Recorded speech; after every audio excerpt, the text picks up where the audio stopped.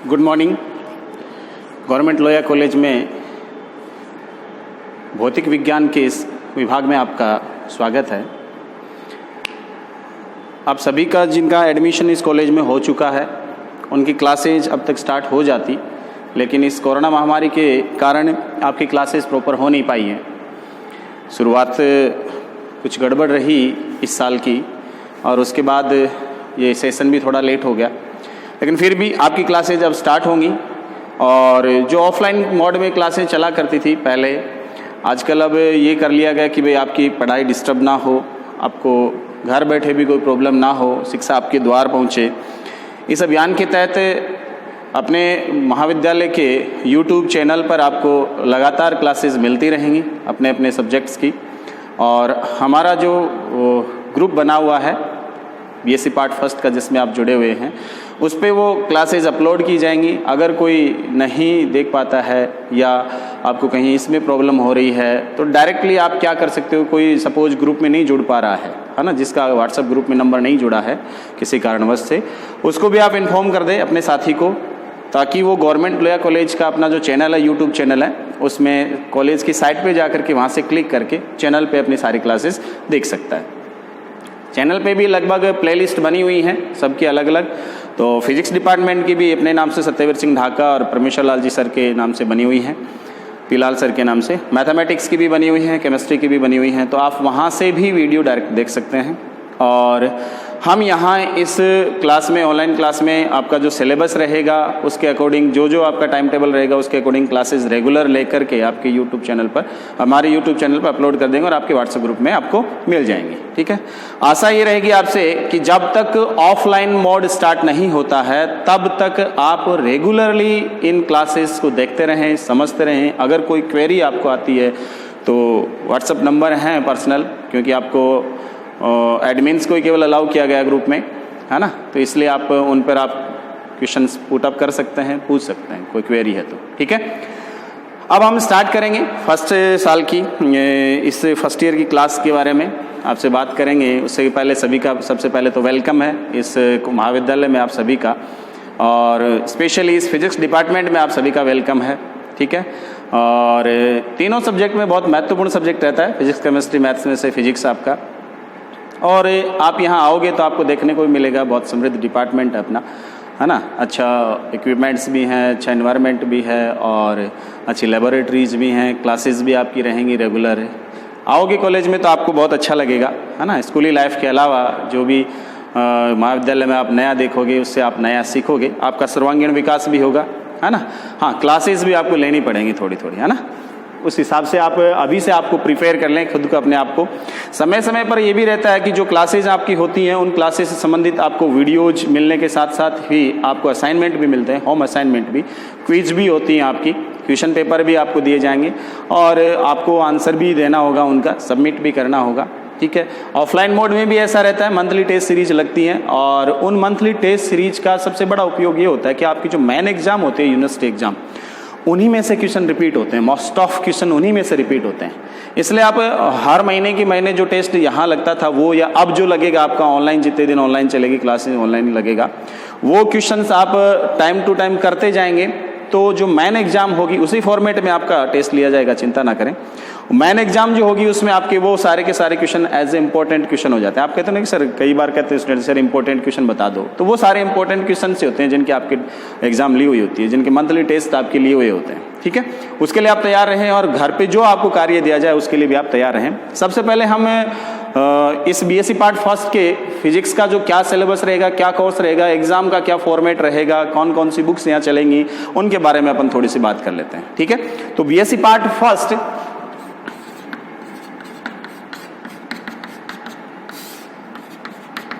ठीक है, BSc part first के लिए अपन बात करेंगे किससे संबंधित, फिजिक्स से संबंधित, फिजिक्स सिलेबस की अपन बात करेंगे।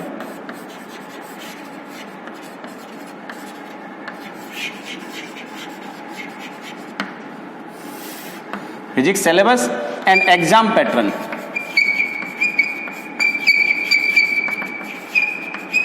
इसकी अपन बात करेंगे। ठीक है, ठीक है, अब देखो बीएससी में आने से पहले आपने जस्ट अभी जो एग्ज़ाम दी है 12th बोर्ड की एग्ज़ाम दी है, उसमें आपके केवल फिजिक्स का एक पेपर होता है, कुछ प्रैक्टिकल के मार्क्स होते हैं उसमें 30 नंबर के आसपास, बाकी आपका इंटरनल मार्क्स होते हैं 14 मार्क्स के आसपास और 20 भी होते हैं कई बोर्ड में, और बाकी 56 का आपके पेपर होता है। ठीक है, यहाँ भी वही सेम सिस्टम रहेगा, इंटरनल मार्क्स नहीं रहेंगे, हालांकि यहाँ आपके 2 ही पोर्शन रहेंगे और फिजिक्स पैटर्न के या फिजिक्स सिलेबस के अपने पास 2 ही पैटर्न रहेंगे। एक तो क्या रहेगा, थ्योरी पैटर्न रहेगा, ठीक है, दूसरा जो आपके रहेगा वो प्रैक्टिकल पैटर्न रहेगा। ठीक है, 2 चीज़ों में आपका ये सिलेबस है कंप्लीट, वो डिवाइड रहेगा। थ्योरी में क्या रहेगा, ध्यान देना जरा, थ्योरी में आपके 3 पेपर होंगे। कितने पेपर होंगे? 3 paper. Paper first, paper second और पेपर थर्ड, ये ध्यान देना। और फिर आपके प्रैक्टिकल्स रहेंगे, ये प्रैक्टिकल्स रहेंगे आपके पास। ठीक है, पेपर फर्स्ट जो रहेगा वो देखो आपके पास क्या रहेगा, 3 बुक्स चलेंगी। अब आपके यहाँ 12th में केवल 1 बुक चलती थी, अब आपके यहाँ कितनी बुक्स चलेंगी? 3 बुक्स चलेंगी और तीनों के ही 3 पेपर लगेंगे एग्जाम में, अलग अलग पेपर लगेंगे तीनों के अलग अलग एग्जाम में, अलग अलग तीनों का सिलेबस रहेगा, अलग अलग बुक्स तीनों के लिए चलेंगी। फिर उसके बाद प्रैक्टिकल होगा वो अलग से। इसका मतलब वहाँ जो आपके केवल 1 बुक चला करती थी, उस 1 बुक के अलावा यहाँ अब कितनी बुक चलेंगी? 3 चलेंगी। इसका मतलब सिलेबस बढ़ गया आपका, ये बात ध्यान रखना। आप कॉलेज में हो गए, इसके साथ ही आपकी जिम्मेदारी और बढ़ गई सिलेबस की। ऐसे ही 3 पेपर केमिस्ट्री में चलेंगे, ऐसे ही 3 पेपर किस में लगेंगे? मैथ्स में लगेंगे। तो टोटल मिला के तीनों सब्जेक्ट से 9 पेपर लगेंगे आपके, और फिर 4 पेपर अलग से, वो कंपलसरी हैं, वो तो पहले साल लगेंगे, बाद में आगे के सालों में आप पास कर लोगे तो नहीं लगेंगे। ठीक है, तो पहला जो रहेगा पेपर वो रहेगा frame of references,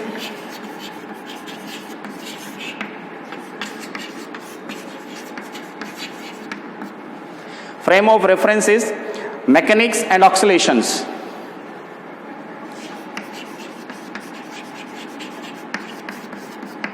mechanics and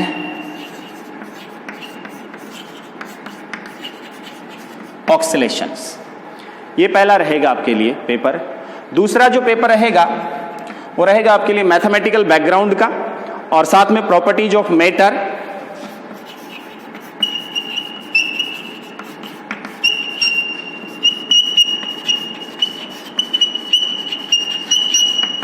mathematical background,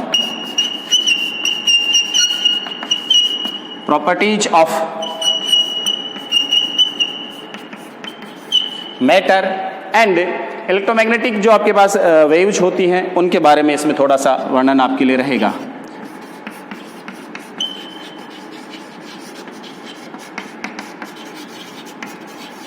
electromagnetic waves, इनके बारे में रहेगा दूसरा पेपर कंप्लीटली। तीसरा जो पेपर रहेगा आपके लिए वो इलेक्ट्रोस्टैटिक्स, इलेक्ट्रिसिटी एंड मैग्नेटिज्म पे रहेगा, ये तीसरा पेपर।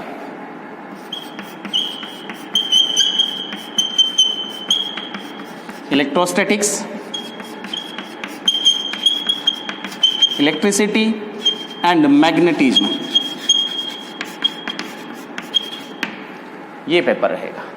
ये 3 पेपर आपके यहाँ चलेंगे, तीनों के तीनों।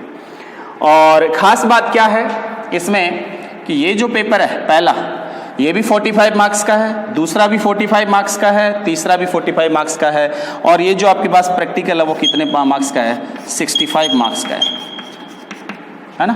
ये कितने का है? 45 मार्क्स का है। ये भी कितने का है? 45 मार्क्स का है। और ये भी कितने का है? 45 मार्क्स का है। ये ध्यान रखना। तो थ्योरी टोटल कितनी हो गई? 45 प्लस 45 प्लस 45 बराबर 135 मार्क्स। ये कंप्लीट थ्योरी हो गई, ठीक है। और प्रैक्टिकल कितने का हुआ? 65 मार्क्स का। तो टोटल जो पेपर होगा आपका वो कितना हुआ? थ्योरी 135 प्लस 65, ये टोटल कितना हुआ? 200 मार्क्स टोटल। ये टोटल एग्जाम होगा आपका 200 मार्क्स का एक पेपर होगा, फिजिक्स का 200, केमिस्ट्री का 200, मैथ्स का। आपकी जो मेरिट बनेगी वो 600 में से बनेगी, ठीक है। तीनों सालों की मिला के 1800 में से बन जाएगी। ठीक है, ये तीनों पेपर रहेंगे। ये अपने पास सिलेबस रहेगा और प्रैक्टिकल रहेगा, थ्योरी का सिलेबस और प्रैक्टिकल का कंप्लीट सिलेबस आपके पास ये रहेगा। एग्जाम पैटर्न का पहला हिस्सा आपको बता दिया कि 3 पेपर लगेंगे और तीनों पेपर 45-45 नंबर के रहेंगे। बोर्ड एग्जाम में आपने अभी तक एक ही पेपर दिया 56 मार्क्स का, है ना। यहाँ 45-45 के 3 पेपर रहेंगे, 3 बुक रहेंगी, कहने का मतलब सेपरेटली। पहली बुक मैंने बताया आपको, पहला जो पेपर रहेगा फ्रेम ऑफ रेफरेंसेस, निर्देश तंत्रों से संबंधित बात रहेगी कि निर्देश तंत्र किस किस प्रकार के होते हैं, कौन कौन से होते हैं। मैकेनिक्स के बारे में आपने पढ़ा होगा, यांत्रिकी में कौन कौन सी चीज़ें होती हैं, बल कौन कौन से प्रकार के होते हैं, किस किस प्रकार से लगते हैं, किस किस प्रकार से गतियाँ होती हैं, वो सारी चीज़ें अपन किस में पढ़ेंगे, मैकेनिक्स में पढ़ेंगे। ठीक है, 2 बॉडी सिस्टम्स हैं, उनकी कॉलिजन वगैरह है, अंडर सेंट्रल फोर्सेस की मोशन कैसी होती है, कोणीय संवेग कैसे होता है, केपलर मोशन कैसी होती हैं, ये सारी की सारी जो चीज़ें हैं वो किस में आएंगी, मैकेनिक्स में आएंगी। ऑक्सीलेशंस में दोलनी गतियाँ आएंगी। ठीक है ना, ऑक्सीलेशन एंड वेव्स साथ में चला करती थी पहले, आजकल उसको थोड़ा अलग कर दिया और ऑक्सीलेशंस वाला सेपरेट कर दिया पोर्शन, वो इसमें ऐड हो गया। तो ऑक्सीलेशन दोलनी गतियाँ इसमें जो होती है, सरल आवर्त गतियाँ होती हैं, अवमंदित गतियाँ होती हैं, एनहार्मोनिक मोशन होती है, अपरिश्रमवादी गतियाँ होती हैं, ये सारी की सारी गतियाँ किस में आएंगी, इसी ऑक्सीलेशंस में आएंगी। इन तीनों को मिला करके एक बुक आपके पास रहेगी, समझ गए। और ये बुक कितने नंबर की मार्क्स की आएगी, 45 मार्क्स की आएगी। दूसरा जो पेपर रहेगा mathematical background, properties of matter and electromagnetic waves, फिर 3 टॉपिक सेपरेटली हैं, तीनों को मिला करके आपकी एक बुक बनाएगी, एक पेपर बनाया गया। ठीक है, मैथमेटिकल बैकग्राउंड में अपन क्या पढ़ेंगे, जैसे आपने 11th क्लास पढ़ी थी, आपको ध्यान होगा पहला यूनिट एंड डायमेंशन के बाद दूसरा जो चैप्टर आता है वो मैथमेटिकल कॉन्सेप्ट्स पे आता है। उसमें आप बहुत सारी चीज़ें पढ़ते हो, उसमें आप डिफरेंशियल पढ़ते हो, उसमें आप वेक्टर पढ़ते हो, उसमें आप इंटीग्रल पढ़ते हो, उसमें आप सार्थक संख्याएं पढ़ते हो और भी बहुत सारी चीज़ें पढ़ते हो ना, लॉगरिथमिक पढ़ते हो। ये सारी जो मैथमेटिक्स की चीज़ें पढ़ते हो वो सारी की सारी 11वीं 12वीं में आपके काम आ जाती है कहीं ना कहीं मैथमेटिक्स। यहाँ आप 12वीं के बाद आए हो, इसका मतलब थोड़ा सा तो अपग्रेड हुए हो आप, है ना, अपग्रेड हुए, पेपर भी बढ़ गए, सिलेबस भी बढ़ गया, सारा मैटर बढ़ गया, तो आपका जो नॉलेज है वो भी बढ़ेगा और जो आप पढ़ते आ रहे हो उसका अपग्रेडेशन भी होगा, है ना। तो उस केस में क्या होगा, अब जो अपन फिजिक्स पढ़ने जा रहे हैं, आप फिजिक्स जो पढ़ेंगे बीएससी में, उस बीएससी वाली फिजिक्स में छोटी छोटी मैथमेटिक्स की चीज़ें काम आती हैं, बहुत सारी काम आती हैं। कर्ल आता है, डाइवर्जेंस आता है ना, ये सारे ग्रेडियंट आता है, ये सारी जो चीज़ें आती हैं छोटी छोटी चीज़ें, वेक्टर अलजेब्रा आती है, ये सारी की सारी चीज़ें अपने काम आती हैं और ये सारी चीज़ें कुछ न कुछ भौतिक राशियों को निरूपित करने के काम आती हैं, जिससे फिजिक्स को एनालाइज करना क्या हो जाता है, थोड़ा ईजी हो जाता है ना। तो इसलिए अपन उस मैथमेटिकल बैकग्राउंड में वो सारी चीज़ें पढ़ेंगे, है ना। मैथमेटिकल वेरिएंट कर्ल क्या होता है, डाइवर्जेंस क्या होता है, ग्रेडियंट क्या होता है और इनके एप्लीकेशंस क्या होते हैं, कौन कौन सी थ्योरम होती हैं, गॉस डाइवर्जेंस थ्योरम है, स्टोक्स थ्योरम है, ग्रीन थ्योरम है, इस प्रकार के मैथमेटिकल कुछ एसेट्स होते हैं या मैथमेटिकल टूल्स होते हैं जिनके अपन बात करते हैं, वो सारे के सारे अपन यही पढ़ेंगे मैथमेटिकल बैकग्राउंड में। उसके बाद आएंगे प्रॉपर्टीज ऑफ मैटर, ये आपका थोड़ा सा चिर परिचित सा मामला आएगा, लेकिन मुझे होप्स हो, मैं पूरा निश्चिंत हूँ कि ये आपने बहुत सारा पढ़ा है इसके बारे में, है ना, क्योंकि प्रॉपर्टीज ऑफ मैटर में आपके यहाँ 2 यूनिट ऐसी रहेंगी इस पेपर में जो आपने पहले पढ़ी हैं, है ना, इसलिए आपको बहुत इजी लगेगा ये वाला पोर्शन। कौन कौन सी यूनिट, एक मैं बताऊं आपको, प्रत्यास्थता वाला, इलास्टिसिटी वाला चैप्टर जो आपने 11th क्लास में पढ़ा, है ना, वो इलास्टिसिटी वाला चैप्टर यहाँ पूरा का पूरा है। उसके अलावा आप लिक्विड्स की मोशन आपने पढ़ी है वहाँ पर, है ना, बर्नौली थ्योरम पढ़ी हैं, टॉर्सली थ्योरम पढ़ी हैं, है ना, ये सारी की सारी जो वहाँ पढ़ी हैं, स्टोक्स का नियम पढ़ा है, ये जो चीज़ें आपने वहाँ पढ़ी हैं, धारा रेखीय प्रवाह है, द्रव की गति की है, ये सारी चीज़ें पढ़ी हैं, वो सारी की सारी इन यहाँ 2 यूनिट में कवर होंगी। प्रॉपर्टी जो मैटर में आपकी केवल 2 ही रहेंगी यहाँ, ठीक है।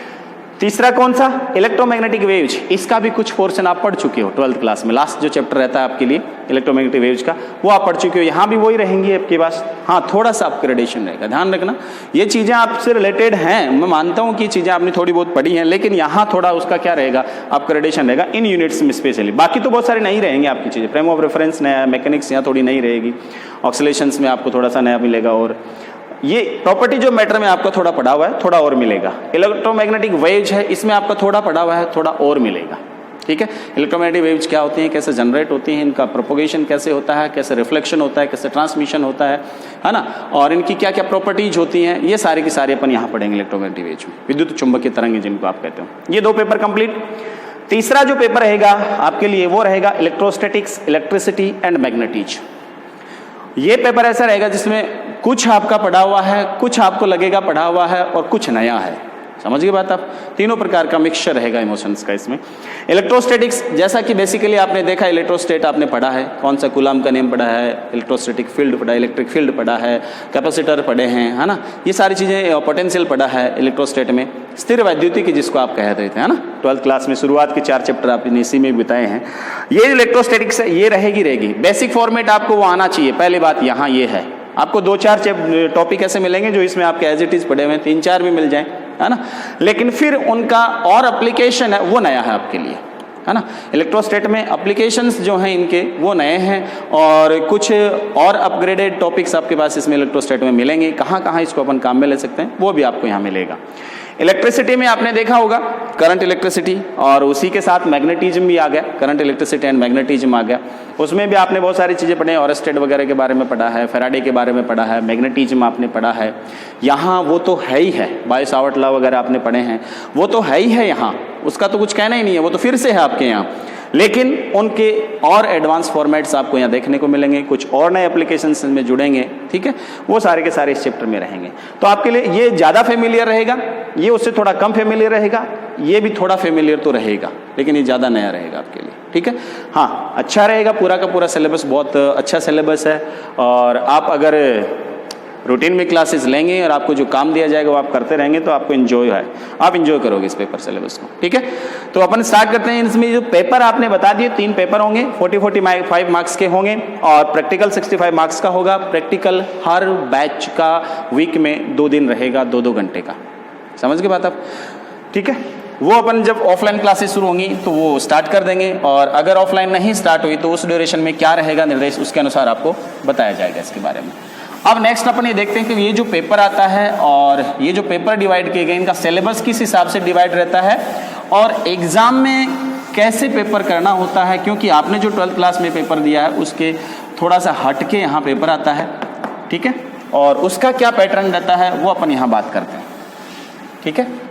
उस पेपर की देखो यहाँ क्या रहता है, यहाँ प्रत्येक पेपर, जैसे पेपर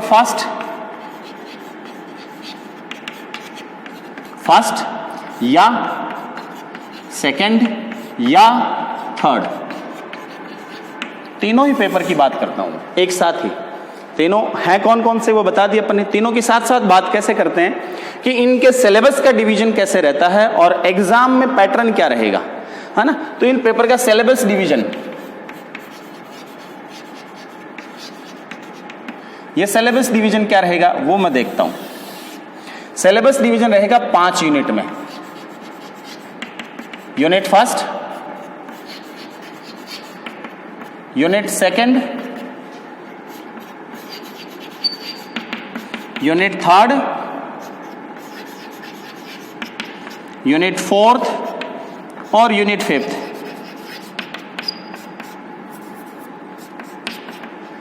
ठीक है। पुराने टाइम का जो इनका डिवीजन था वो सॉल्व करने के हिसाब से तो एग्जाम में ठीक था, लेकिन विद्यार्थियों की ज़्यादा हित में नहीं था। क्यों नहीं था? क्योंकि हर यूनिट से 2 क्वेश्चन आते थे, है ना, और हर यूनिट से 2 क्वेश्चन, 10 क्वेश्चन में से 5 करने होते थे। इसका आधी यूनिटें पढ़ते तो भी मोस्ट ऑफ मार्क्स बन जाते थे, लेकिन आधी यूनिटें छूट जाती थी, वो आगे कंपटीशन में आती, वो दिक्कत करती। अब क्या किया है यूनिवर्सिटी ने पिछले 2-3 सालों से, ये जो सिलेबस था इसका पेपर जो पैटर्न था वो नए तरीके से इसने डिजाइन किया है।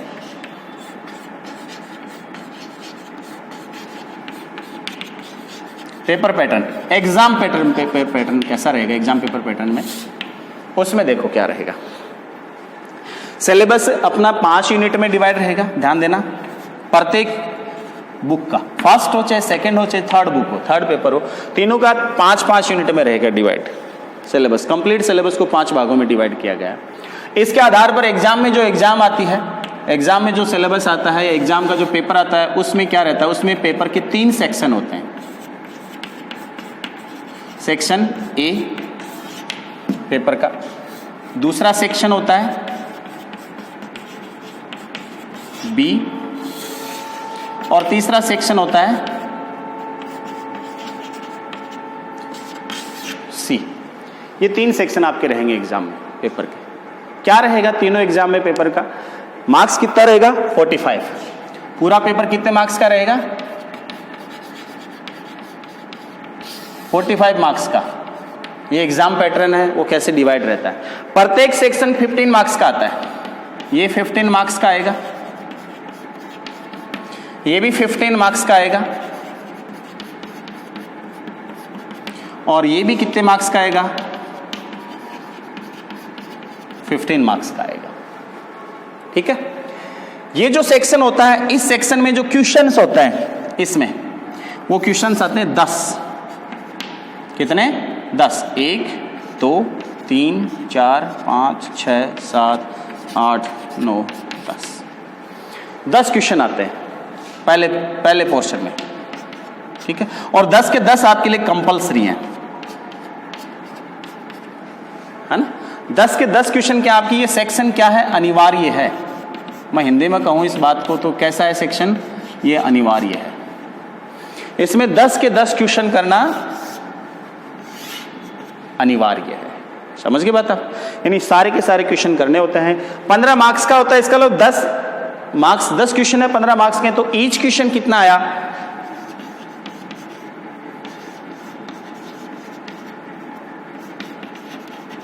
कितने मार्क्स का आया, 1.5 मार्क्स का आया। अराउंड 50 वर्ड्स मैक्सिमम लिमिट इनकी रहती है, 50 के आसपास कह सकते हो आप, थोड़ा कम ज़्यादा भी हो सकता है। तो 50 मार्क्स में आपको आंसर, 50 वर्ड्स में सॉरी, इनका आंसर आपको देना होता है 50 वर्ड्स में, और 1.5 मार्क का ईच क्वेश्चन होता है। प्रत्येक क्वेश्चन 1.5 नंबर का होगा। ठीक है। दूसरा जो सेक्शन होगा, ये वाला सेक्शन, इसमें आपको ऑप्शन मिलेगा। इस सेक्शन में क्या मिलेगा आपको, ऑप्शन, जिसको आप क्या कहते हो, विकल्प कहते हो,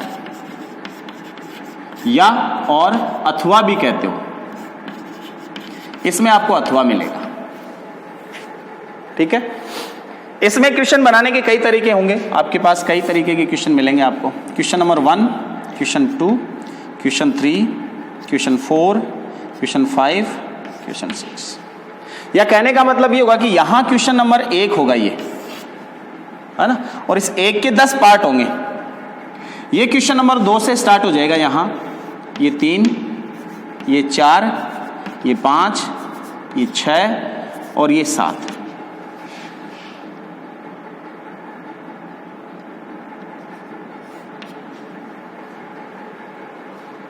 ज्यादा हो गया ना, 6 ही रहेंगे। 7 क्वेश्चन, 6 बता दिया पहले। 5 क्वेश्चन रहेंगे इसमें, 2 3 4 5 6, टोटल 5 क्वेश्चन करने पड़ेंगे। 15 नंबर का है, इसका मतलब ईच क्वेश्चन कितने का रहेगा, ईच 3 मार्क्स ईच। 3 नंबर का एक क्वेश्चन मिलेगा आपको। इसमें ऑप्शन क्या रहेंगे, हर जो क्वेश्चन रहेगा उसके 2 पार्ट रहेंगे। हर जो क्वेश्चन रहेगा उसके कितने पार्ट रहेंगे, 2 पार्ट, ऐसे। ठीक है। 2 पार्ट रहेंगे, और दोनों में अथवा मिलेगा आपको। क्या मिलेगा, अथवा। ये और जिसको आप कहते हो, इनमें आपको ऑप्शन मिलेगा। समझ गए? इनमें आपको ऑप्शन मिलेगा कि दोनों क्वेश्चन, ये जो आपके पास दोनों पार्ट्स रहेंगे, इनमें से आप पहला कर सकते हो या दूसरा कर दो, कोई सा भी एक कर दो। 5 करने हैं, लेकिन ये ध्यान रखना, क्वेश्चन कितने करने हैं, 5 करने हैं। अटेम्प्ट सारे करने हैं 5 क्वेश्चन, तभी 15 मार्क्स मिलेंगे। प्रत्येक का 3 मार्क्स है, और अथवा मिलेगा आपको यहाँ। यानी हर यूनिट से, यहाँ देखो हर यूनिट से 2 क्वेश्चन आ गए, यहाँ भी हर यूनिट से 2 क्वेश्चन आएंगे। यहाँ वाले कंपलसरी हैं, छोटे हैं इसलिए, और यहाँ वाले क्या हैं, अथवा मिल गया। अब तीसरा जो सेक्शन रहेगा, इसमें 5 मार्क्स ईच रहेगा, 5 मार्क्स ईच, टोटल 15 नंबर का। इसमें क्वेश्चन कितने आएंगे अपने पास, 3, 6 तक आ गए ना, 7, 8 और 9, 10 और 11। इसमें टोटल क्वेश्चन तो 5 आएंगे। क्वेश्चन क्या आएंगे, 5 आएंगे, और इनमें कोई इंटरनल चॉइस नहीं आएगी। ये भी क्वेश्चन एक ही आएगा, ये भी एक ही आएगा, ये भी एक, ये क्वेश्चन सेपरेटली होंगे। ये बड़े आंसर देने वाले क्वेश्चन होंगे, ये छोटे थे, 200 शब्दों के आसपास की थी, और ये 500 शब्दों के आसपास रहेंगे, है ना। हालांकि फिजिक्स में ऐसे वर्ड्स की कोई लिमिट नहीं रहती, जो चीज़ पूछी आपको वो लिखनी है, ऐसी कोई बात नहीं है। डेरिवेशन हो जाएगा तो आधा कट थोड़ी कर दोगे, ऐसा नहीं है, लेकिन उसी लिमिट के आसपास आपसे क्वेश्चन पूछे जाएंगे। तो इनको आप अति लघुत्रात्मक कह सकते हो, है ना, इनको लघुत्रात्मक कह सकते हो और इनको निबंधात्मक कह सकते हो आपको क्वेश्चन। ये प्रत्येक 5 मार्क का है। अब आप कहोगे सिर्फ 5 3 ही हुए, इसमें तो 5 थे 15 3 ही करने। हाँ बिल्कुल ठीक है, इन 5 में से आपको कितने करने पड़ेंगे? 3 आउट ऑफ 5 आपको 3 क्वेश्चन हल करने, समझ गए। टाइम ड्यूरेशन रहेगा पेपर का 3 घंटे, ठीक है। 3 घंटे में आपको ये सारा का सारा पैटर्न करना है, ठीक है। तो इसमें 3 क्वेश्चन करने हैं, इसका मतलब 5 में से कोई 3 करने हैं, जो आपकी मर्जी है वो 3 क्वेश्चन आप इसमें से सॉल्व कर दो। ये आपके लिए रहेगा सिलेबस पैटर्न, ठीक है। ये पेपर पैटर्न रहेगा, इसी आधार पे आप पेपर को शुरुआत से स्टडी करोगे, पढ़ोगे भी। और यहाँ इसमें आपकी खास बात क्या रहेगी, हालांकि 3 यूनिट आप लगातार बड़े क्वेश्चन तैयार करें तो आपका अटेम्प्ट हो जाता है क्वेश्चन पेपर, लेकिन यहाँ ये राय नहीं दी जाएगी आपको। यहाँ ये कहा जाएगा आप पूरा ही तैयार करो, पूरी 5 यूनिट तैयार करो। क्यों? इसमें 5 यूनिट में से क्वेश्चन आएंगे, कंपलसरी है, हर यूनिट से 2 क्वेश्चन आएंगे, इसका यूनिट पढ़नी पड़ेगी। इसमें से भी हर यूनिट में से क्वेश्चन आपको करना ही पड़ेगा, एक क्वेश्चन तो आपको वैसे ही करना पड़ेगा हर यूनिट में से। और यहाँ भी आपको 5 यूनिट, जब यहाँ तक आप 5 यूनिट लगभग पढ़ चुके हैं तो वहाँ क्या दिक्कत है, 1-2 क्वेश्चन तो बचेंगे, 1-2 चीज और पूछ लेगा वो छोटी छोटी जोड़ के, उसमें ऐसा ही होता है यहाँ पेपर में।